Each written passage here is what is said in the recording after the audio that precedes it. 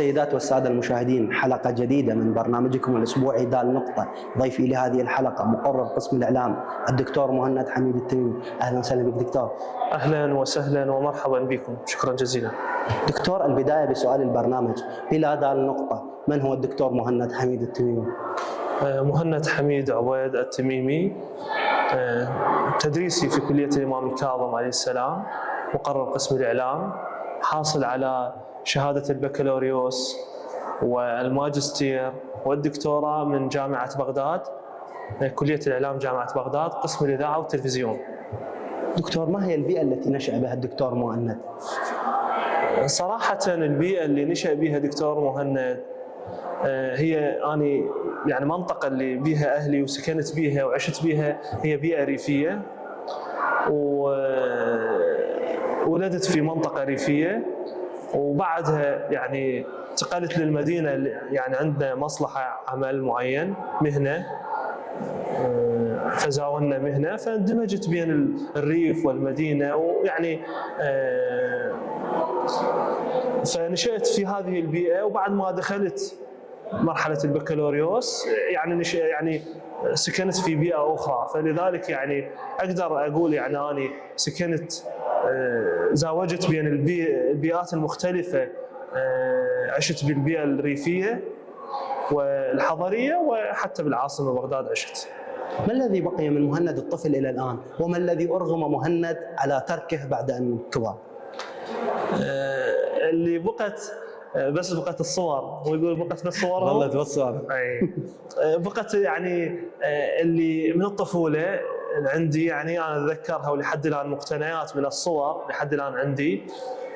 يعني دائما أقلب وأتصفح هذه الصور وأتذكر يعني الأيام الماضية يعني بمآسيها، بصعوبتها، بصعوبة العيش. نتذكر أيام الطفولة ونتذكر الأهل والأصدقاء، نتذكر الحاضرين، نترحم على الأموات. فيعني بقت هذا الشق الأول من سؤالك، هو شنو اللي بقى من طفولة، يعني بقت هي هاي، يعني مجرد بقت يعني أنا اللي موجود عندي فقط الصور، نتذكر مرات نتصفح الصور اللي الموجودة. الشق الثاني ما أعرف الشيء الذي أرغمت على تركه بحكم العمر. والله يعني اللي أرغمت على تركه صراحة يعني هي ممارسة كرة القدم. يعني أرغمت على تركها بسبب المشاغل. أنا يعني من عائلة رياضية، والدي خريج تربية رياضية، وإحنا عائلة رياضية، يعني حتى عمي ويعني إخواني إحنا عائلة رياضية. حتى في سنوات دخلت يعني مدارس وكذا كروية، وكان عندي طموح يعني، بس أرغمت على تركها بسبب المهنة. يعني من دخلت كلية، أنا أيضا كنت أمارس كرة قدم، بس من دخلت بالمهنة وإعلام يعني فتركت، يعني أرغمت على ترك الرياضة صراحة يعني. ويعني هذا الشيء ما كنت حاب أتركه، لكن أرغمت على تركه، ويعني وانصابت أيضا إصابة رياضية فتركتها. كيف كان مهند الطالب؟ كيف كان مستواه الدراسي في الابتدائية والثانوية؟ صراحة يعني بدايات بالابتدائية أنا أذكر لحد الآن، بسبب يعني صعوبة العيش في زمن النظام السابق، والعمل لساعات طويلة قد تصل يعني إلى 14 و15 ساعة يوميا. يعني نطلع من الصبح ترجع بالليل، ومرة وأيام الدوام يعني مباشرة بعد الدراسة قبل نروح للعمل للمحلات وكذا. ف يعني كنت أقرأ، أخذ ملزمتي وأقرأ، ولذلك أنا رغم العمل ورغم التزامات العمل قدرنا نكمل في صعوبة العيش والمعاناة اللي لا توصف.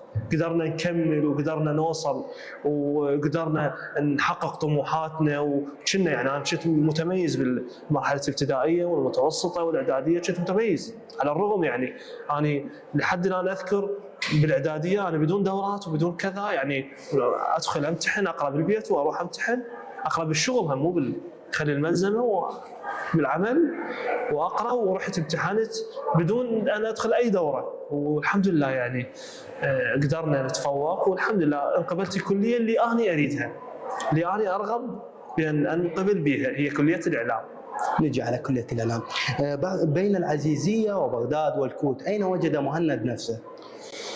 صراحة يعني أنا وجدت نفسي ببغداد.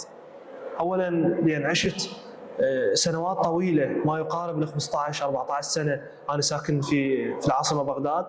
بعد أن انقبلت بال 2006 طالب بالكلية، استمريت 4 سنوات كلية أنا ساكن ببغداد. بعدها يعني أنا بالمرحلة الثالثة تعينت، يعني قمت أشتغل بالإعلام واكثر من شغله، يعني اشتغل بنفس الوقت. فكنت ارجع يعني ساعات متاخره، فاضطريت اسكن ببغداد العاصمه بغداد. تعينت ايضا ببغداد لمده 5 سنوات، وكملت ماجستير وانا ببغداد ودكتوراه وانا ببغداد. ف يعني صح محافظه واسط على راسي ومحافظتي العزيزه، لكن انا قضيت سنوات كثيره وطويله في بغداد، وانا وجدت انه ممارسه الاعلام في العاصمه يختلف عن المحافظات. فهناك كنت امارس الاعلام وكنت اعلامي في العاصمه بغداد، فلذلك وجدت نفسي في بين وسائل الاعلام، بين يعني صنع القرار، بين مركز القرار في بغداد. فلذلك يعني هواي كنت عاشق البيئة في بغداد. لذلك بس ظروف العمل يعني الترقية الوظيفية وحصولي على الشهادة الأكاديمية دفعني أنه أنا أتعين في كلية الإمام الكاظم. كان عندي يعني هذا قرار، يحتاج من عندي قرار أنه أنا أترك كل التزاماتي في العاصمة بغداد وأجي أنتقل بالسكن. وهل الانتقالة هذه مثل ما تقول من بغداد إلى واسط والاستقرار في واسط في الكوت تحديدا كان امر سهل انه انت باني حياتك لسنوات في بغداد؟ ابدا مو سهل، يعني موضوع ابدا مو سهل. ظليت لاشهر صراحه حتى اتخذ قرار. احتاجيت التمعن والتفكير طويلا حتى اني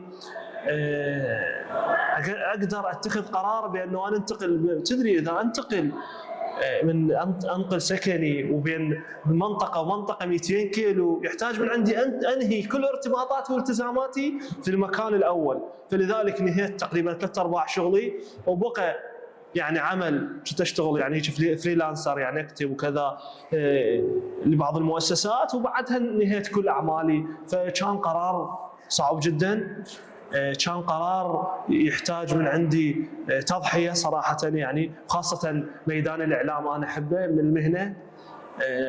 كلش أحب مهنة الإعلام، وهاي المهنة أم المتاعب. أحب المتاعب، يعني الإعلامي يتذوق بهذه المتاعب وهذه التحديات. زين، الإعلامي اللي يتذوق المتاعب ودائما مقحم نفسه بالخطر والمتاعب وراه عائلة. أنا أثناء إعداد الحلقة دخلت صفحة السيد الوالد رحمه الله، وبصفحته لقيت الوالد دائما يحتفي بيك بمنجزك، لما تكون في مناقشه لاطروحه، لما تكون مناقشه لرساله ماجستير، اذا عندك حدث معين. متى احسس مهند باليتم وكيف تلقى خبر وفاه والده؟ صراحه يعني خبر الوفاه هو كان صادم. يعني تدري من تفقد عزيز، يعني هذا خبر صادم بالنسبه لك يعني لاي شخص عزيز على قلبك. أنا يعني سبق وأن ذكرت أنه يعني عشت لسنوات طويلة، يعني ما تقارب على 15 سنة أو أكثر أو أقل، أنا بعيد عن الأهل وبعيد عن رعاية الأهل، وأنا يعني أحس نفسي ما قدمت لهم شيء، وأحس نفسي ما شبعت منهم، على يعني المثل الدارج ما شبعت منهم شوف. فلذلك هذا الموضوع أخذ مني ما أخذ. وهي دعوتي أيضا للأخوة والمشاهدين الكرام، مشاهدي برنامجكم ومتابعينا، أنه لا تقصر بأداء الواجبات. أنا أخذتني المهنة وأخذني العمل خلاني أقصر. لذلك سؤالك أيضا بشقين، يعني والدك كيف كان داعمك؟ وأنا والدي من الداعمين الأساسيين لمشروعي، لمشروع مهند التدريسي ومشروع مهند الإعلامي. على الرغم في بدايات حياتي والدي ما كان مقتنع، يعني يقول لي أنت تتنقل بين الدوائر والمؤسسات كثيرا، قلت ما تثبت لك على رأي ولا تثبت لك على مؤسسة، ما يصير. قال لي ابحث عن الاستقرار الوظيفي، من المهم جدا انه الشخص يبحث عن الاستقرار الوظيفي حتى يترقى وظيفيا. انت من تجي بهاي المؤسسه سنه سنتين ثلاثه ممكن تتسلم مناصب، من تنتقل الى مؤسسه اخرى ممكن انت راح تبدي من الصفر، وبين ما تبني سمعه وكذا. فاني قلت له لا والله يعني انا بالنسبه لي المؤسسه اللي ما احس نفسي ما القى نفسي بيها انتقل منها.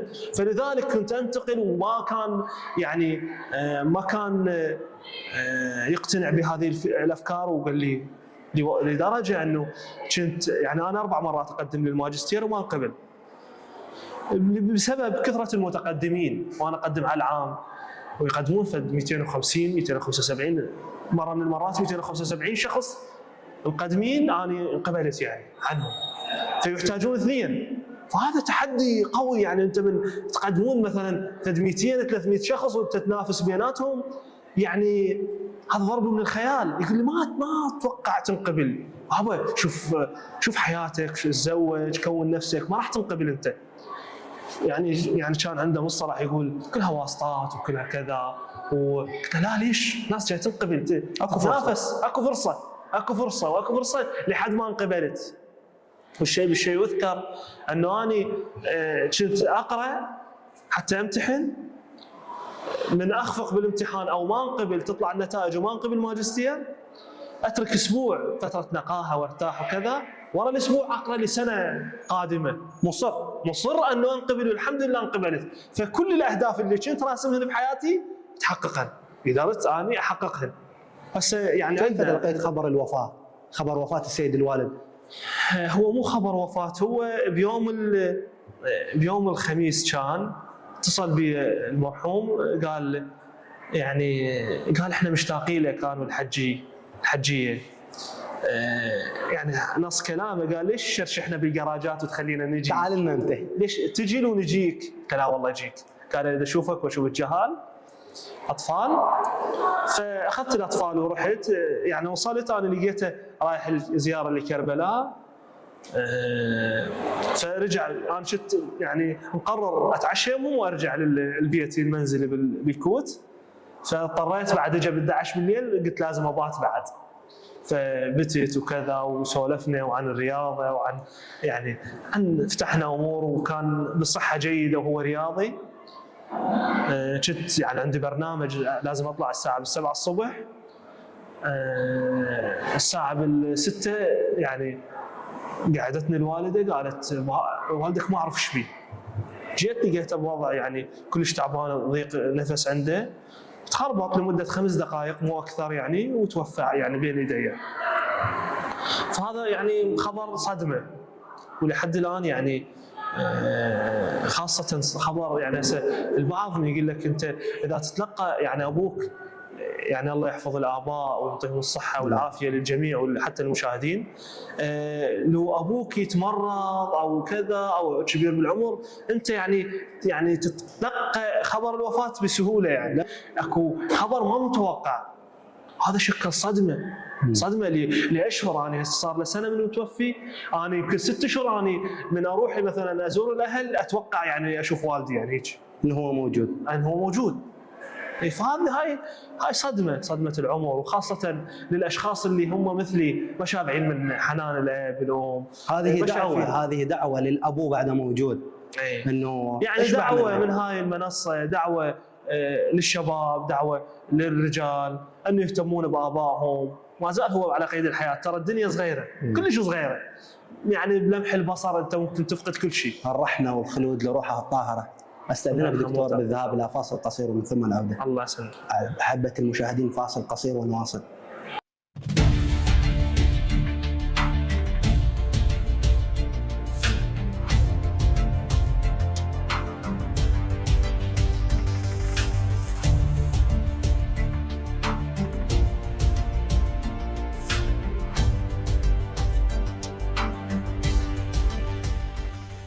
من جديد اهلا وسهلا بكم احبه المشاهدين، من جديد ترحيب بك دكتور. اهلا وسهلا ومرحبا. دكتور، على الصعيد المهني، مهند الصالحي كيف بدات قصته مع الاعلام؟ انا يعني اكو سلسله من المراحل مريت بيها. بالبدايه انقبلت علوم سياسيه وما اقتنعت بيها، انقبلت انجليزي، لغه تربيه انجليزي وانا كنت حاب يعني لحد الان اني من عشاق اللغه الانجليزيه. هم ايضا ما اقتنعت، يعني قلت هم ابقى اصير طول عمري مدرس، بس بعدين انا صرت تدريس هم راح رجعت لها. لا رجعت لها. فقلت يعني هاي مو طموحي. بعدين عن طريق الصدفه صعد وياي طالب فشفته شايل ملازم، قلت له شنو هاي الملازم اللي بيدك؟ قال اني اختصاصي اعلام. قلت والله اعلام ما افكر به. فمن هاي بدات قصه الاعلان. قبلت اعلان مرحله ثالثه، رحت متدرب في قناه العراقيه واشتغلت يعني هيك بالقطعه، وبعدها اشتغلت بمؤسسات اخرى والحمد لله. فيعني مهنه الاعلام اجتني بالصدفه لكن حبيتها وعشقتها. ومن المرحله الثالثه طالب بالمرحله الثالثه انا اشتغلت والحمد لله. يعني نقدر نقول اليومنا هذا انا هسه ممارس مهنه التدريس، لكن اشرف على الطلاب ومرات ننتج برامج وكذا. دكتورنا، انت عملت بذيك الفتره اللي كانت بها اسماء مهمه، عملت بقنوات رسميه، عملت بهواي مؤسسات، عاصرت الاعلام خلينا نقول المتزن، الاعلام اهل الاختصاص. دكتور، هسه وصلنا لمرحله على البرنامج الحواري ان يكون قصير حتى ينشاف بالسوشيال ميديا، يعني وصلنا لمرحله انه الاعلام بدا يتنازل للسوشيال ميديا. هل تشوف هذا امر صحي؟ صراحه احنا محكمين بتقلبات السوق وسوق العمل الاعلامي، وايضا بتطور التقنيات. احنا شوف المؤسسه اذا، وهي دعوه ايضا للمتخصصين، المؤسسه اذا بقت على تقليديتها وبقت على نمطيتها وما تواكب التطورات وما تواكب يعني توجهات الجمهور، راح ما تواكب اذواق الناس. فلذلك احنا اليوم محكمين بسوق عمل، محكمين برغبات جمهور. انا ما اجي، هاي مو دعوه انه احنا نتخلى من قوالبنا البرامجيه ونتخلى، بس هاي يعني ايضا هاي سوق عمل، وهاي برامج، وهاي التقنيه بدات تفرض نفسها. يعني احنا نعرف الابحاث والدراسات تشير انه جمهورنا بمواقع التواصل الاجتماعي والسوشيال ميديا جمهور سريع التقلب وسريع المزاج، فيحتاج من عنده مختصر. اليوم التقنيات افرضت علينا الاختصار، الايجاز باللغه، الايجاز فصاحه. بالعكس انا ممكن بدل ما برنامجي ساعه كامله ممكن انا اختصر المعلومات مثلا مثل ما تفضلت حضرتك 10 دقائق ربع ساعه. اني اليوم التقنيه فرضت علي هذه، السوق الجمهور فرض علي هذه التوجهات، فلذلك اني مضطر انه اني اواكب برامجي واواكب انتاجي وفق متطلبات السوق، وايضا وفق متطلبات التقنيه. متطلب التقني ايضا مهم. فلذلك اليوم الصحفي اللي يكتب بالصحافه، عندنا بالاعلام يعني مقوله، الصحفي اللي يكتب للصحافه ما يقدر يشتغل للاذاعه، واللي يشتغل بالاذاعه ما يقدر يشتغل للتلفزيون، وايضا الشخص اللي يشتغل للاعلام الالكتروني هم مختلف. فلذلك لكل مؤسسه خصائصها ومميزاتها. فانت من تيجي تشتغل برنامج للسوشيال ميديا لمواقع التواصل الاجتماعي يختلف عن البرنامج اللي تشتغله للتلفزيون كتلفزيون. دكتور مهند، خرجت العديد من الاسماء اللي صدروا الساحه والمشهد الاعلامي بالمحافظه وخارج المحافظه، اذا طلبت منك تذكر لي ابرز 5 اسماء خرجوا من تحت ايدين دكتور مهند، فمن هم هؤلاء الخمسه؟ والله صراحه يعني هذا السؤال اولا محير، وما راح اقدر اجاوبك بالاسماء، لان صراحه يعني اني كل اللي تخرجوا من ايدي هم اسماء لامعه وانا مقتنع بيهم.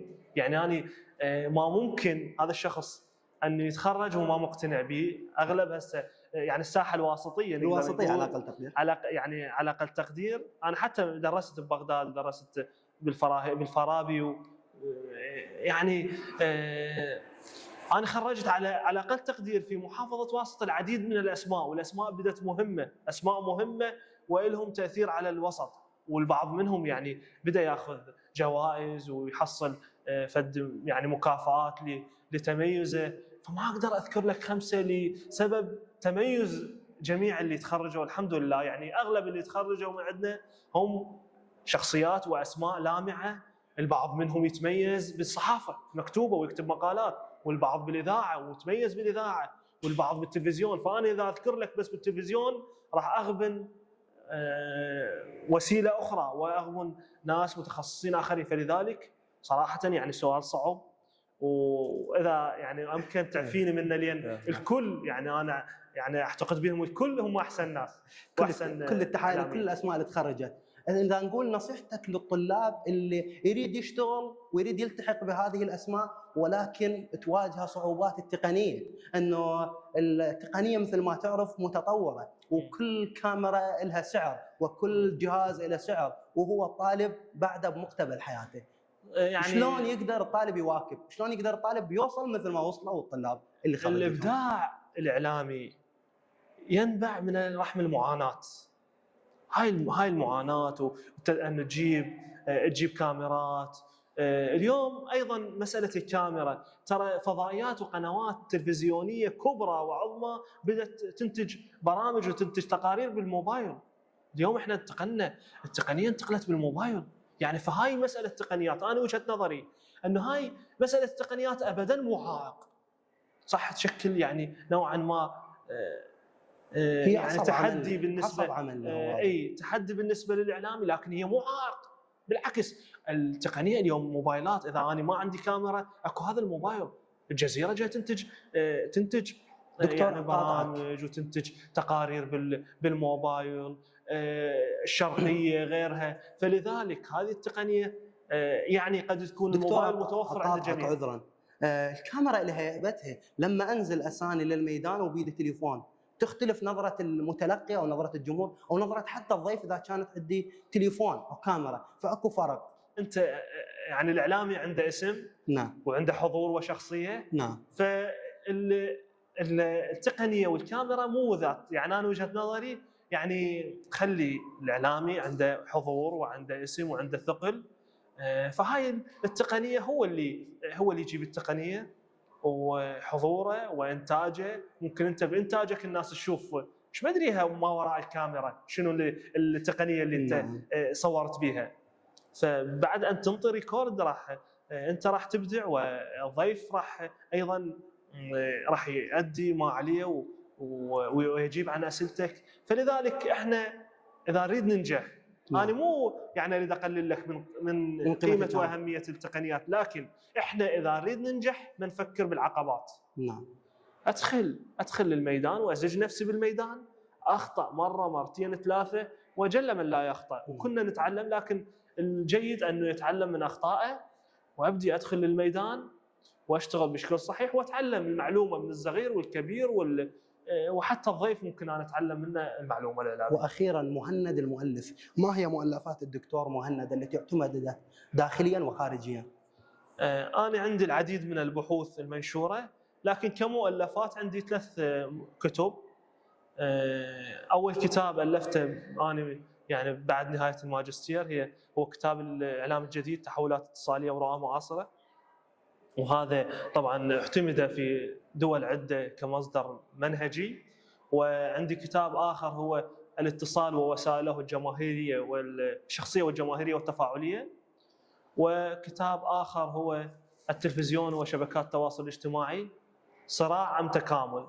ذني 3 مؤلفات واللي يعني نشرتهن 2 منهن بالامارات وواحد بالاردن.